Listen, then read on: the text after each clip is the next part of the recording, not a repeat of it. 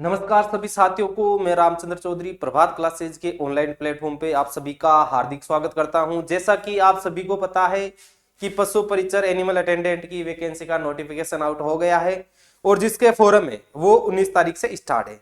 तो जो पशु परिचर है सबसे अच्छी नौकरी है। देखो वैसे समझा जाए एकदम राजा नौकरी, कोई समस्या नहीं, ज्यादा कोई ना तो लोड है ना कोई बात।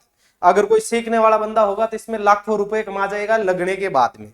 कैसे कमा के जाएगा? क्योंकि आपको पता होगा कि जो पशु परिचर है उसका काम क्या होता है कि अगर आप हॉस्पिटल है, पशु वाला जो हॉस्पिटल है वहां पर आप बैठे रहोगे, कोई डॉक्टर के लिए आएगा, कोई जो फार्मर होगा, जो पशु चारक होगा, ठीक है, वो आपको बोलेगा भाई कि मेरे पशु की ये समस्या वो समस्या, तो आपको डॉक्टर यही बोलेंगे जो वेटनरियन होंगे कि आप इसकी पर्ची काट दो और इसको ये दवा है ये दवा दे दो।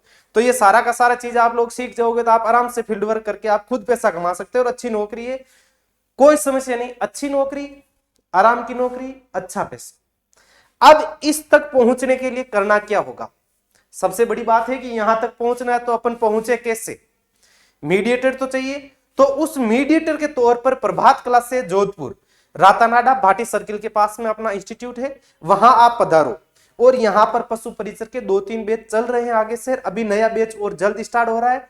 तो आप कहीं दूसरी जगह जाने से पहले एक बार आप प्रभात क्लासेज में जरूर पधारे, डेमो जरूर देके आपको पता चलेगा कि भाई यहाँ की फैकल्टी किस लेवल में पढ़ा रही है, जो एग्जाम का पैटर्न किस पैटर्न का है, तो जो भी चीज है कैसे पढ़ाया जा रहा है, कौन पढ़ाते हैं, कैसा पढ़ा रहे हैं, कैसे क्वेश्चन आएंगे, इन सारी की सारी चीजों का आपको समाधान जो मीडिएटर के रूप में काम करेगा वो काम करेगा अपने प्रभात क्लासेज रातानाडा जोधपुर। ठीक है, अब देखो पशु परिचर का है तो पशु परिचर में देखो जो सिलेक्शन में जो मेन जो भूमिका निभाएगा वो भूमिका निभाएगा अपने पशुपालन। पशुपालन, ठीक है, ये पशुपालन है, इसका पार्ट आएगा अपने एग्जाम में 30%।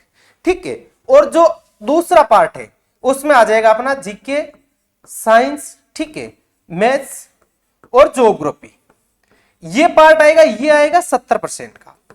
अब ये 70% सिलेक्शन नहीं करवाएगा, जो मेन सिलेक्शन करवाएगा वो ये करवाएगा। क्योंकि देखो ये जो सब्जेक्ट है ये सब्जेक्ट लगभग सबको आते हैं, क्योंकि 10वीं पास परीक्षा है तो 10वीं तक की गणित आएगी, वही चक्रवृद्धि ब्याज, वही मूलधन, वही मिश्रधन, वही चलेगा गुणनखंड। ठीक है, तो इसमें तो देखो लगभग सभी कवर करेंगे, इसको तो लगभग सभी कवर करेंगे, लेकिन जो मेन कवर करवाएगा वो करवाएगा पशुपालन। और जो अपना प्रभात क्लासेज है वो पशुपालन के लिए आप अच्छे से जानते हो कि जो पशुपालन की जो फैकल्टी है प्रभात क्लासेज की किस लेवल से पढ़ाती है, किस तरह से इन्होंने सिलेक्शन दिए है। ठीक है, तो मेन जो भूमिका अदा करेगा वो अदा करेगा पशुपालन। ठीक है, तो पशुपालन के लिए अपने को अच्छे से पढ़ना है, पशुपालन मजबूत कर लोगे तो आप आराम से पशु परिचर बन जाओगे, आपको कोई नहीं रोक सकेगा। अब अपन पशुपालन का है तो शुरुआत करते हैं अपन पशुपालन की। पशुपालन, ठीक है भाई, जिसको अपन बोलते हैं एनिमल हस्बेंड्री। एनिमल हस्बेंड्री,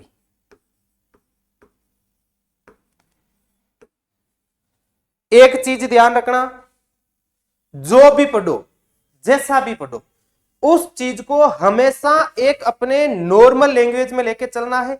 अगर आप अपने लोकल लैंग्वेज में आप पढ़ लोगे तो आपको इतना इजी समझ आएगा, जो आप रट के नहीं जो याद कर सकते हैं वो आप अपनी लोकल लैंग्वेज में याद कर लोगे। ठीक है, तो अपन बात करेंगे यहां आज सामान्य पशुपालन की। किसकी भाई? सामान्य पशुपालन यानी एनिमल हस्बेंड्री। अब एनिमल हस्बेंड्री जो अपने पशु परिचर की है, ठीक है, इसको अपन पढ़ेंगे टोटल 3 पार्ट। कितने पार्ट में पढ़ेंगे भाई इसको अपन? 3 पार्ट में।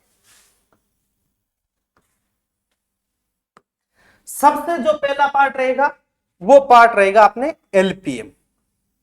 ठीक है, दूसरा जो पार्ट रहेगा अपने वेटनरी साइंस, वेटनरी साइंस, ठीक है, और जो तीसरा पार्ट रहेगा वो रहेगा डेयरी टेक्नोलॉजी। 3 पार्ट रहेगा।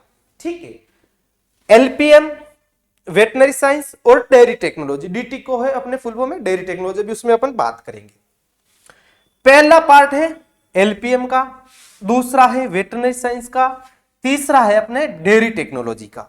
तो हमेशा ध्यान रखना, अगर अपने को घर की छत पे जाना है तो अपन सीढ़ियों के द्वारा आराम से जा सकते हैं, आसानी से जा सकते हैं।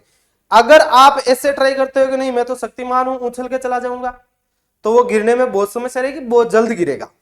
तो जो सीढ़ी दर सीढ़ी चलेंगे, अपन टॉपिक वाइज चलेंगे कि भाई पहले ये देख लिया, फिर वो देखेंगे, फिर अपन आगे चल के वो टॉपिक देखेंगे, तो इसमें अपने बहुत आसानी होगी और अपन सीढ़ी दर सीढ़ी में याद भी जल्दी होगा और इजी वे होगा। नहीं तो आप एक टॉपिक कहां से पढ़ोगे और दूसरा कहां से पढ़ोगे तो आपके दिमाग में सेट नहीं होगा। ठीक है, तो जो सबसे पहला पार्ट है अपना एलपीएम। तो एलपीएम की फुल फॉर्म होती है अपने live stock production management. LPM की फुल फॉर्म होती है अपने लाइव स्टॉक प्रोडक्शन मैनेजमेंट। अब चलो ठीक है कि सर ये लाइव स्टॉक प्रोडक्शन मैनेजमेंट हमें तो नहीं पता क्या चीज होती है क्या चीज नहीं होती, चलो कोई दिक्कत नहीं, केवल इतना सा पता रखना कि एक एलपीएम नाम की चीज होती है। ठीक है, क्लियर है।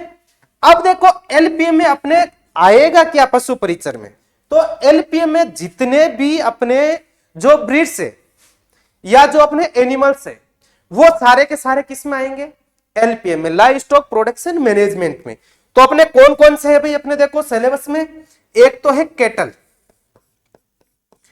अब यहां देखो एक चीज समझने की, एग्जामिनर एग्जाम किस लिए करवाता, अपने को पास होने के लिए नहीं करवाते, अपने को फेल होने के लिए करवाते हैं। तो वो थोड़ा सा क्या है कि घुमा के देते हैं। जो गाय है, अपन गाय को शुरुआत से पढ़ते आ रहे हैं कि उसको काऊ कहते हैं, COW, लेकिन गाय को कैटल भी कहा जाता है। क्या कहा जाता है, कैटल। तो एग्जाम में वो काऊ नाम ना देके कैटल दे सकता है, ध्यान रखना। एक तो अपने कैटल है, एक अपने भैंस है, भेड़ है, बकरी है, मुर्गी है, ठीक है, ऊंट है और घोड़ा है। ठीक है, अपने वैसे आगे चल के इसमें खच्चर भी चले जाएंगे, खच्चर। अब इस मुर्गी को आप या तो पूरा ले लो पोल्ट्री, ठीक है, क्या ले लो इसको, पोल्ट्री। यानी सीधा बेसिक सा है कि एलपीएम में क्या चीज आएगी, अपने जो सिलेबस के जो अपने एनिमल है उनकी डिटेल आएगी। क्या क्या है अपने सिलेबस का, कैटल या गाय या काऊ, भैंस है, भेड़ है, बकरी है, मुर्गी है, ऊंट है, घोड़ा है और खच्चर है। ठीक है, यह अपने एलपीएम में पार्ट आएगा, यानी कि इनकी एक एनिमल बॉडी आएगी। ठीक है, अब एनिमल बॉडी है जैसे अपन ह्यूमन बॉडी है। ठीक है, ह्यूमन बॉडी, तो अपने बॉडी के अंदर भी क्या है कि सर्दी चल रही है, जुकाम के लपेटे में आ गए। अब जैसे अपन जुकाम के लपेटे में आ गए या बुखार के लपेटे में आ गए, अब वैसा ही तो सिस्टम पशुओं में भी तो होता है। आपने देखा होगा पशु में भी बीमारियां होती है। तो अपने जब बीमारी होती है तो अपन कहां जाते हैं, डॉक्टर के पास। ठीक है, वो कौन से डॉक्टर होते हैं, ह्यूमन डॉक्टर। लेकिन अब ये पशु है, डांडा है। ठीक है, तो इन पशुओं या डांडा डिपार्टमेंट है अपने जो पशुपालन का, उसको अपन क्या कहते हैं, वेटनरी साइंस। जो अपने शरीर में जो बीमारियां होती है तो अपन डॉक्टर के पास जाते हैं, तो पशुओं में भी जो बीमारियां होती है तो कहां जाते हैं, वेटनरी साइंस में। ठीक है, यानी कि जो डॉक्टर के पास। अब ये वेटनरी साइंस ब्रांच रहेगी, दूसरा पार्ट। इस वेटनरी साइंस में क्या जाएगा कि पशुओं में जितनी भी रोग बीमारियां आएगी वो कौन सी में जाएगी, एलपी, अपने वेटनरी साइंस में। तो इसमें क्या आएगी, पशुओं में होने वाली बीमारियां। अब देखो बीमारियां तो हो रही है, ठीक है, बीमारियां हो रही है। अब उन बीमारियों के बारे में देखा जाएगा। जैसे अपने जुकाम होता है तो अपने से डॉक्टर पूछता है कि नाक बहता है कि नहीं बहता है, गले में खराश होती है कि नहीं होती है। वैसे ही वो अपने क्या होते हैं, लक्षण। तो अब पशुओं की जो बीमारियां हैं तो बीमारियों में क्या देखा जाएगा कि उनके क्या है, लक्षण क्या है भाई। ठीक है, अब उनके लक्षण, सबसे बड़ी समस्या आएगी आपको याद करने में वेटनरी साइंस में, पशुओं की बीमारियों के लक्षण याद करने। जो लक्षण कैसे याद रखें, बिल्कुल इजी वे में करना है, बिल्कुल इजी वे में, नॉर्मल चलेंगे, आराम से हो जाएगा। ठीक है, अभी एक दो का आपको मैं बताऊंगा लॉजिक, तो उसको अपन डिटेल में जब पढ़ेंगे उसको डिटेल में बात करेंगे। उनके लक्षण पता करेंगे। अब उनके लक्षण पता हो गए तब उसका अपन क्या करेंगे, जब अपने को डॉक्टर ने अपने को बता दिया कि भाई हाँ आपके ये समस्या थी कहां, फिर वो ठोकते इंजेक्शन दचाक, ठीक है। तो इंजेक्शन लगाते हैं वो क्या होता है, ट्रीटमेंट या उपचार या नियंत्रण, उपचार, उपचार या नियंत्रण। अब ये जो उपचार या नियंत्रण रहेगा तो उसमें कोई ना कोई तो दवा काम आएगी, तो उसमें क्या आ जाएगी साथ में, औषधियां, क्या आएगी भाई, औषधियां, यानी पशु की कौन सी औषधि किस बीमारी के काम में ली जाती है। अब ये चीजें आएगी पशुओं की जो बीमारियों के लक्षण। अब बीमारियां आगे चल के खूब आएगी, जैसे अपने गलगोटू आ जाएगी भाई, ठीक है, गलगोटू। देखो इनकी डिटेल तो अपन पूरी इनकी पर्सनल क्लास लगेगी, एक बेसिक आपको पता चल जाए कि भाई हाँ क्या क्या चीज होती है।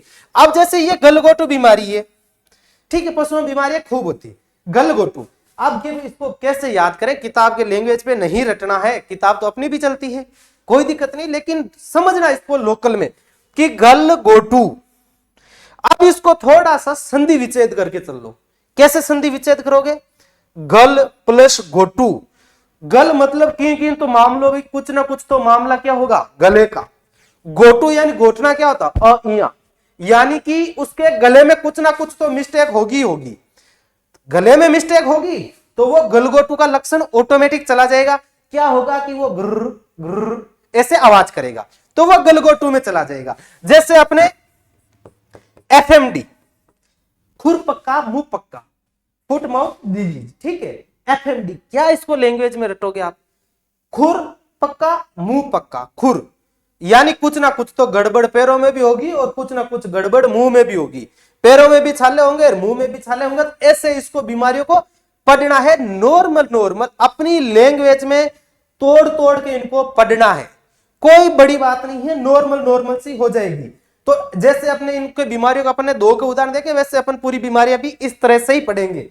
अब बात करें कि जो वेटनरी साइंस है, तो भारत में जो वेटनरी साइंस या भारत का प्रथम वेटनरियन है वो कौन थे, भारत के प्रथम वेटनरियन, भारत के प्रथम वेटनरियन तो वो थे भाई अपने सालिहोत्रा, सालिहोत्रा। ये भारत के प्रथम वेटनरियन थे, या अपन इसको ऐसे मान सकते हैं कि भारत में पशुपालन विज्ञान के जनक भी मान सकते हैं, क्योंकि ये भारत के प्रथम वेटनरियन थे। अब ये तो इनके पिताजी आ गए। अब इनके पिताजी तो देखो सभी का किसी न किसी का एक दिन होता, जैसे पतियों का दिन होता करवा चौथ, वैसे इस वेटनरी साइंस का एक दिन है, ठीक है। और विश्व वेटनरी दिवस कब मनाया जाता है भाई, विश्व वेटनरी दिवस, वेटनरी दिवस, और यह मनाया जाता है भाई अप्रैल माह का अंतिम शनिवार, अप्रैल माह का अंतिम शनिवार। यह एक दिन भाई रखा गया है पशुपालन वालों के लिए कि विश्व वेटनरी दिवस कब मनाया गया है, जब अप्रैल माह का अंतिम शनिवार। तो ध्यान रखना बच्चों, अभी अप्रैल माह का अंतिम शनिवार आएगा, उस दिन विश्व वेटनरी दिवस प्रभात क्लास में मनाया जाएगा। तो इसमें आगे अपने भाई वेटनरी साइंस। अब इसमें देखो आगे चल के आएगी dairy technology, DT, dairy technology, dairy technology. अब डेयरी टेक्नोलॉजी बहुत इंपॉर्टेंट है अपने, कैसे है, क्योंकि जो सारा का सारा अपने जो चलेगा प्रोसेस, अपन सिटी में बैठे हैं, जो अपन कुछ खा रहे हैं कुछ पी रहे हैं, वो सारा का सारा किसकी देन है, डेयरी की देन है, ठीक है। अब इसमें क्या आएगा, दूध, सबसे मेन रहेगा दूध। अब दूध के जो बाई प्रोडक्ट है, बाई यानी उसके उप उत्पाद, ठीक है, दूध से क्या बनाएंगे, कि दही कैसे बनता है, कितने प्रतिशत जावण दिया जाता है, कितनी अम्लता होती है, मीठे दही का अपने पीएच कितना होता, दही का पीएच कितना होता, वो जाएगा। आएगा खीस, खीस का अपेक्षित घनत्व कितना होता है, ठीक है, ये पूछा जाता है। अपवर्तनांक कितना होता है, खीस आ जाएगा। फिर आएगा किसके दूध का पनीर अच्छा बनता है, किसके दूध का खोया अच्छा बनता है, ठीक है। क्रीम कितने प्रकार की होती है, कौन सी क्रीम में कितने प्रतिशत वसा पाई जाती है, यानी सारा का सारा जो डेयरी टेक्नोलॉजी यानी दूध अपने, और इसमें आ जाएगा घी, आ जाएगा मक्खन, आ जाएगा मक्खन। यानी जितना का जितना दूध का उप उत्पाद बनेगा सारा का सारा किसमें जाएगा, डेयरी टेक्नोलॉजी में। ठीक है, तो क्लियर है भाई। आप देखो 3 पार्ट थे, अपन ने शुरुआत में 3 पढ़े थे, है टोटल 4, लेकिन वो 4 चौथा जो पॉइंट है एक नॉर्मल सा पॉइंट है। ठीक है, उसको आप ज्यादा ध्यान में नहीं रखोगे तो भी कोई बात नहीं, लेकिन जो मेन पार्ट चलेगा पशुपालन का वो 3 पार्ट में चलेगा। एलपीएम जिसे अपने लाइव स्टॉक प्रोडक्शन मैनेजमेंट कहते हैं, इसमें क्या पढ़ा जाएगा, कैटल काऊ, गाय भैंस, भेड़ बकरी, मुर्गी पालन अपने, और घोड़ा और खच्चर और ऊंट, ये पढ़ा जाएगा। इनकी जो नस्लें होगी इन नस्लों के बारे में अध्ययन किया जाएगा। इनका जो सामान्य ज्ञान होगा, इनका सामान्य ज्ञान यहां पर पढ़ा जाएगा। ठीक है, और इनके सामान्य ज्ञान को भी बड़े अपन रोचक तरीके से पढ़ेंगे, याद इतना इजी होगा। देखो अपन कोई भी किताब लेके बैठते हैं पढ़ने में, याद नहीं होता, लेकिन उसको एक स्टोरी के रूप में पढ़ लो। जैसे आप फिल्म हॉल में फिल्म देखने जाते हो, आराम से 5 दिन बाद में भी आप बता देते हो, हाँ उस हीरे ने या उस हीरोइन ने ऐसे किया था, ऐसे किया था। ठीक है, वो सीन ऐसा था। तो एक कहानी के रूप में पढ़ेंगे, ऐसी कहानी होगी कि आपके दिमाग में ऑटोमेटिक सेट हो जाएगी। ठीक है, तो ये आया था अपना पार्ट एलपीएम में। फिर था अपने एलपीएम जो इनकी जो एनिमल बॉडी थी, इनमें भी डिजीज होती है। ठीक है, इनमें भी कैरेक्टर्स होते हैं। तो वेटनरी साइंस, तो वेटनरी साइंस में क्या था, इनकी बीमारियां थी।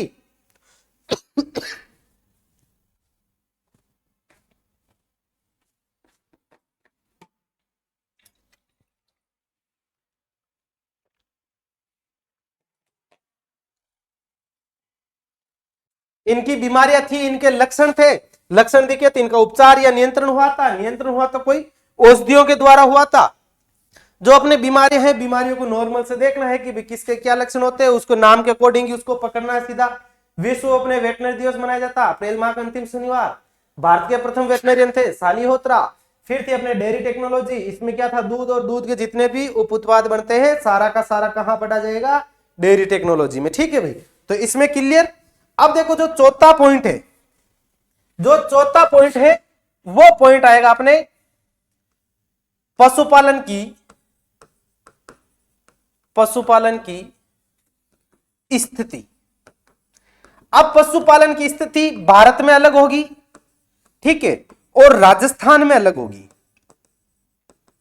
भारत में अलग होगी, राजस्थान में अलग होगी, और इसी के अंदर आएगा जो अपने चमड़ा उद्योग है वो, और जो अपने पशुओं का जो प्रबंधन आएगा वो भी इसमें साथ में आ जाएगा। इसमें कोई बड़ी बात नहीं, नॉर्मल सी चीज चलेगी इसमें।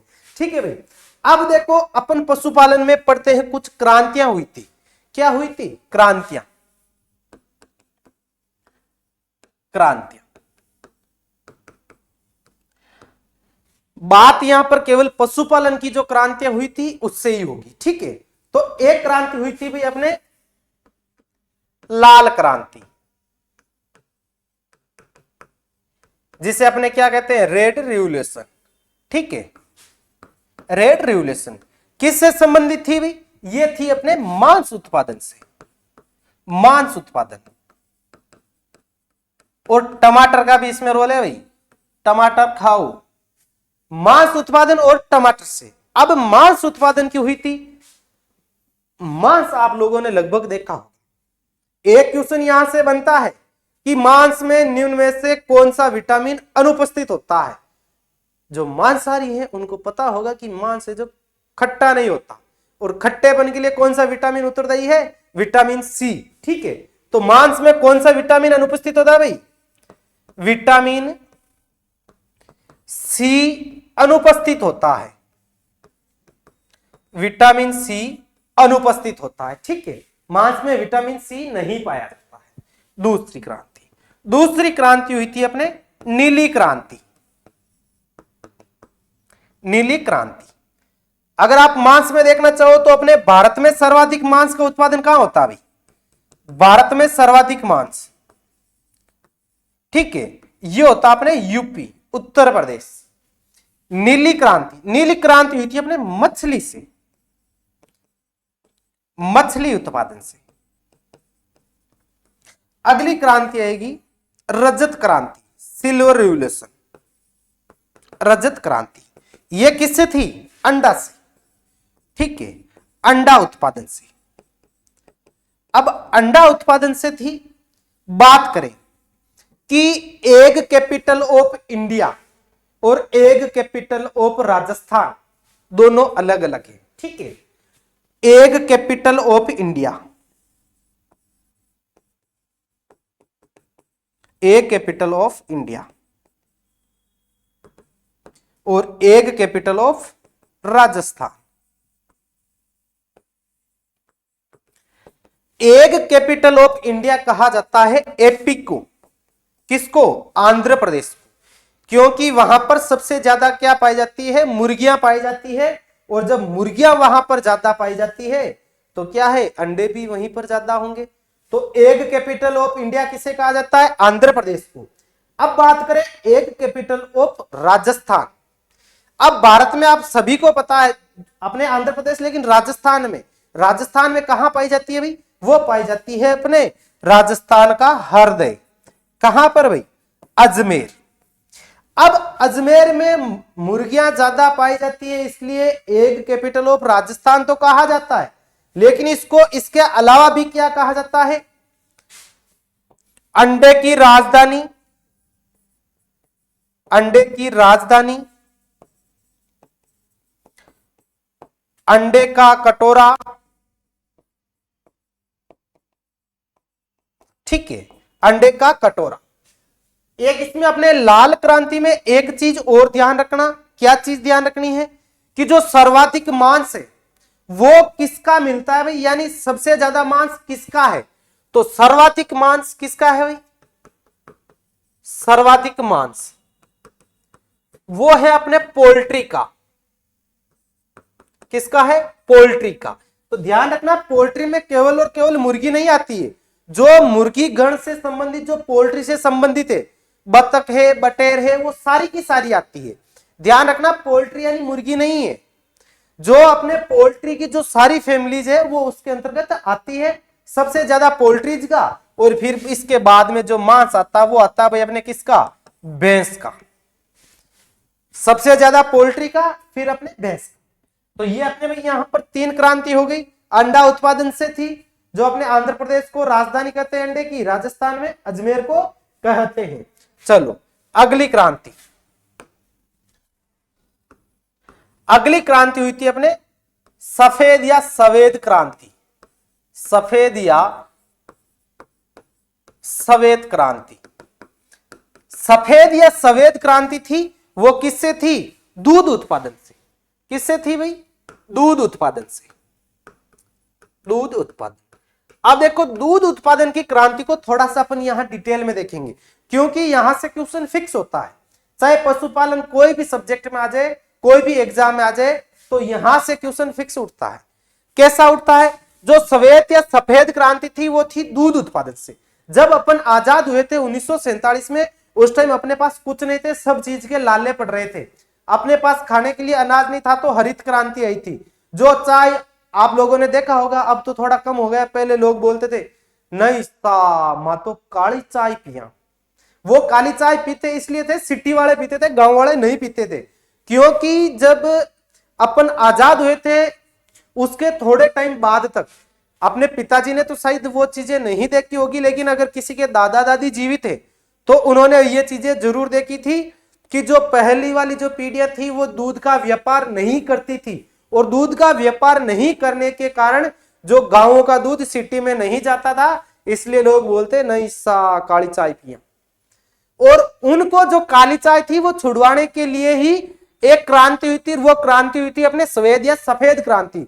तो ये किसने की थी, इसके बारे में थोड़ी सी अपने को देखना है। जो श्वेत क्रांति है, जो दूध उत्पादन है, इसके लिए एक अपने ऑपरेशन चलाया था। देखो, कोई भी चीज होती है तो एक बिना योजना के बिना कुछ भी नहीं हो सकता। आप पशु परीक्षर की भले तैयारी कर लो, अगर आपके पढ़ने का शेड्यूल नहीं है तो आप परीक्षर नहीं बन सकते। एक योजना बनानी पड़ेगी, और उस योजना के आधार पे ही दूध उत्पादन के लिए एक ऑपरेशन चलाया था, जिसका नाम क्या रखा था भाई? Operation flood. ऑपरेशन फ्लड, ठीक है। ऑपरेशन फ्लड किस लिए चलाया गया था? दूध उत्पादन को बढ़ाने के लिए, श्वेत क्रांति से, ठीक है। अब ये जो ऑपरेशन फ्लड चलवाया था वो चलाया था गवर्नमेंट ने। अब गवर्नमेंट ने की भी एक अपन एक ऑपरेशन चलाते हैं, एक प्रोजेक्ट के रूप में काम करेंगे तो दूध का उत्पादन बढ़ेगा। तो गवर्नमेंट ने डिसाइड किया, मिनिस्ट्री ने, कि भाई चलो ठीक है अपन ये काम स्टार्ट करते हैं। जब उन्होंने ये काम स्टार्ट किया तो फिर उनके दिमाग में आया कि चलो इसको अगर कोई एक टैकल करने वाला बंदा नहीं मिला, बिना टैकल ये सक्सेस नहीं होगा, तो कि एक इसके लिए आप पीछे इसके एक मेन आदमी बना दो, मुखिया बना दो, तो वो इस चीज को सारा देखभाल करेगा और उसको हैंडल करता रहेगा। तो गवर्नमेंट ने जब ये प्रोजेक्ट बनाया था तो इसके लिए एक आदमी को चुना और वो आदमी था डॉक्टर वर्गीज कुरियन। कौन थे? डॉक्टर वर्गीज कुरियन। अब इन महाराज को कहा गया था आपको भारत में दूध का उत्पादन बढ़ाना है, ये कहा गया था। तो भाई साहब ये तो बढ़ाने से रहा, बढ़ाएंगे तो पशु। अब इनको, ये गवर्नमेंट कर्मचारी थे, सरकारी कर्मचारी थे। अब जैसे ही इनको प्रोजेक्ट का हेड बनाया, मुखिया बनाया, खुशी से झूम उठे और जैसे ही इनकी ड्यूटी खत्म हुई शाम को गए घर पे। तो ये थे शादीशुदा, कुंवारे नहीं थे, शादीशुदा थे। घर पे गए और बोले फलाने की मम्मी आज तो कमाल हो गया। कि क्या कमाल हुआ?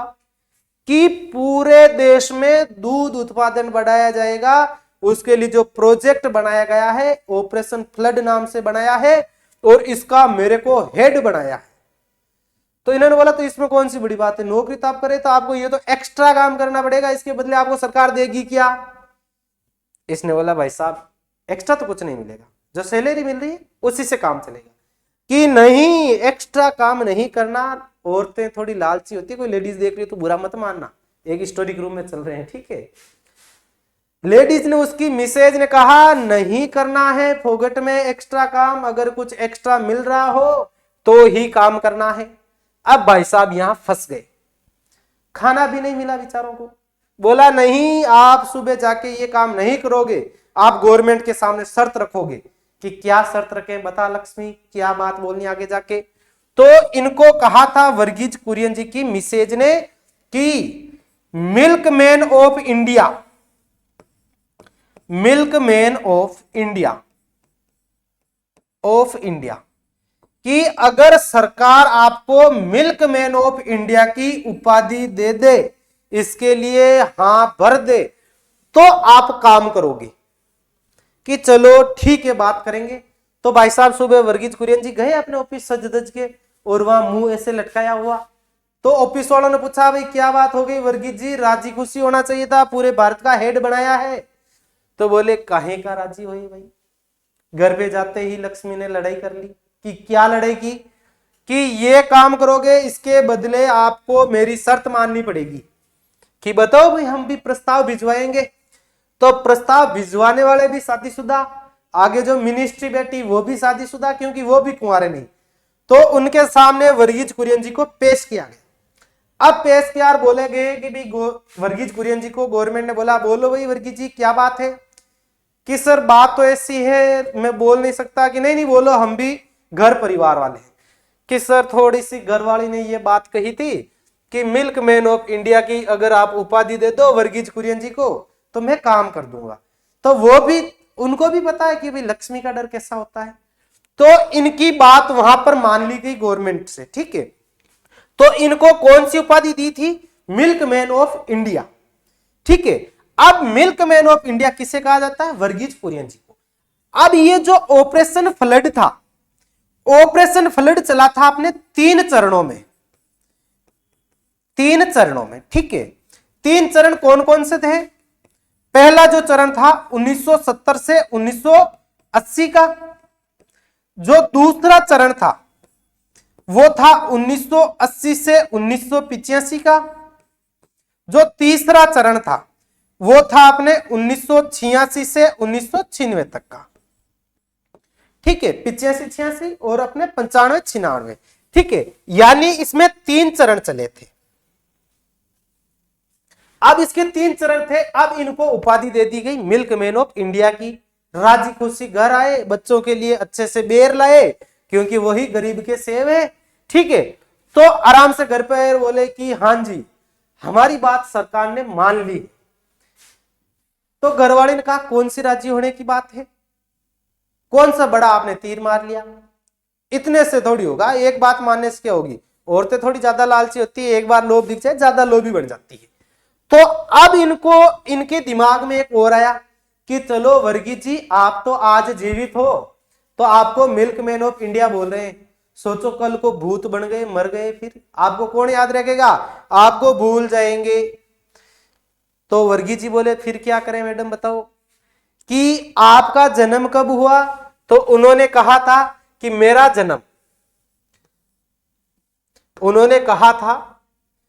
जन्म 26 नवंबर 1921 में हुआ। कब हुआ? 26 नवंबर 1921 में। कि खुदा न खास्ता आप कल को सलट जाओ, आपको कौन याद रखेगा? कोई याद नहीं रखेगा। तो आप तो ऐसे करो कि आपका जब हैप्पी बर्थडे आए, ठीक है, और उस हैप्पी बर्थडे को ही पूरा अपने राष्ट्रीय दूध दिवस घोषित करवा दो, तो आप इस प्रोजेक्ट में काम करोगे, अन्यथा इसमें काम नहीं करोगे। अगर जबरदस्ती काम कर लिया तो घर से छुट्टी, घर पे मत आना। अब बेचारा डरा हुआ वर्गीज कुरियन जी वापस गए आगे चल के कि भाई अब क्या करें। आगे गए तो पैर कंपाने लगे वर्गीज जी के कि भाई साहब क्या करें, आज तो मरवा दिया, गए नौकरी से। तो अधिकारियों ने बोला भाई क्या बात है वर्गीज जी, मिल्कमैन ऑफ इंडिया जी आइए, क्या समस्या हो गई? तो इन्होंने बोला क्या करें सर, लेडीज है घर की मैडम ने वापस जिद कर लिया। कि क्या जिद कर लिया बता भाई, तेरी बात है वो जिद को पूरा करेंगे। तो बोले कि सर मैं आज जीवित हूं, कल मर जाऊं, भूत बन जाऊं, तो मेरे को तो कोई याद करेंगे नहीं, फिर दूध का उत्पादन बढ़ जाएगा, लोग मेरे को भूल जाएंगे। तो बोले तो करना क्या ये बताओ, डायरेक्ट मुद्दे पे आओ। कि सर मैं 26 नवंबर को जन्मा हूं, मेरा हैप्पी बर्थडे आए, ठीक है, तो 26 नवंबर को आप राष्ट्रीय दूध दिवस घोषित करवा दो। राष्ट्रीय दूध दिवस घोषित करवा दो तो मैं इस प्रोजेक्ट में आज से ही काम शुरू कर दूंगा। गए उच्च अधिकारियों के पास, उन्होंने हाँ भर दी। और उस टाइम वर्गीज जी को बोला था बेटी का बाप आज तो तू आइयो, आगे से अगर कोई शर्त लेके आया तो तू यहां से जाएगा। तो इसने बोला बाप जी ये जोड़े हाथ, आज के बाद मैं तो काम स्टार्ट करूंगा। तो काम इन्होंने स्टार्ट कब किया था? 1970 से, ऑपरेशन फ्लड, ठीक है। तो राष्ट्रीय दूध दिवस कब मनाया जाता है? डॉक्टर वर्गीज कुरियन जी के जन्म दिवस के उपलक्ष्य में 26 नवंबर को। तो बात करें विश्व दूध दिवस की, भाई विश्व दूध दिवस ये कब मनाया जाता है? ये मनाया जाता है अभी 1 जून को, ठीक है। तो अपने राष्ट्रीय दूध दिवस 26 नवंबर वर्गीज कुरियन जी के हैप्पी बर्थडे पे, और विश्व दूध दिवस 1 जून को। और इसी से चल के अपने ऑपरेशन फ्लड चला था। और ऑपरेशन फ्लड का जो प्रथम चरण था 1970 से 1980, तो उस टाइम अपने महानगरों में जो दूध सप्लायर थे उनको बढ़ाए गए थे। और जो 1980 से जो 85 वाला दौर था, ठीक है, तो महानगरों में दूध की पूरी सप्लाई पहुंची नहीं। जब गवर्नमेंट ने 10 साल बाद रिव्यू किया तो बोले कि अभी तो सिटियों में नहीं बढ़ा, तो फिर कि क्या करें कि भाई ग्रामीण लोग हैं वो दूध का व्यापार नहीं करते हैं, उनको व्यापार करे बिना सिटी की जो काली चाहिए वो छूटेगी नहीं, ठीक है। तो कि ऐसे कैसे यार, गांव वालों को तो गांव में बोलते थे कि कोई दूध का व्यापार करता तो उसको, वो पानी का व्यापार करता उसको कुछ देते भी नहीं थे साथ में, ठीक है। तो कि इनको ऐसे करो, लोभ दिखा दो, लोभ होगा तो ये काम कर लेंगे। तो जो अपने गांवों में जो डेयरियां हैं, ठीक है भाई, गांव में जो डेयरियां हैं वो ऑपरेशन फ्लड का दूसरा चरण की देन है। जो गांवों में दूध उत्पादन के लिए अपने डेयरी को बढ़ावा दिया गया, और डेयरी के जो दूध बेचे जाते थे उनको पैसा देने लगे, एक्स्ट्रा पैसा दे रहे थे। तो उन पैसों से ही अपने महानगरों में सप्लाई होने लगी। और जब गांव के ज्यादा ही लालची होते हैं, तो मैं भी गांव का हूं, सभी लालच करते हैं, पैसों के चक्कर में सब लालच करते हैं, कोई बड़ी बात नहीं, ठीक है, नो टेंशन। अब यहाँ पर दूध उत्पादन बढ़ गया, गवर्नमेंट ने बोला बहुत अच्छा हुआ वर्गीज कुरियन जी, आपको बहुत बहुत धन्यवाद, आपने दूध उत्पादन बढ़ा दिया। तो वर्गीज जी ने बोला सर कोई दिक्कत नहीं, एक बार आप रिव्यू और कर लो, अगर बढ़ गया हो तो फिर इसको यहीं पर खत्म करेंगे अब ऑपरेशन को। तो बोले चलो ठीक है। तो 10 साल के लिए वापस इसको प्रोसेस करवाया गया था 85 के बाद में, कि एक बार रिव्यू किया जाए कि कैसा हुआ। तो इतना लोभ हुआ था तो पशुओं का दूध पूरा निकाल लिया जाता था, एक बूंद भी नहीं छोड़ी जा रही थी। तो पशुओं के शरीर से पूरा दूध निकालने से पशु क्या होने लगे? कमजोर होने लगे। और कमजोर हुए तो इनको पता चला पशु कमजोर बहुत ज्यादा हो गए। तो लास्ट वाला जो चरण चला था 1986 से 1996, इसमें पशु के स्वास्थ्य व सेवाओं का ध्यान रखा गया था, ठीक है। स्वास्थ्य व सेवाओं का ध्यान रखा गया था और इनको वापस सही किया गया था। तो ये था भाई अपने ऑपरेशन फ्लड। इनके बारे में अपन पूरी डिटेल पढ़ेंगे जब इनके मेन टॉपिक आएंगे। तो भाई ये था आज अपना पशुपालन का एक सामान्य सा ज्ञान, बिल्कुल नॉर्मल सादी सी भाषा, इजी वे में चलना है, ज्यादा टफ नहीं है। चलो भाई मिलते हैं अगले क्लास में, धन्यवाद।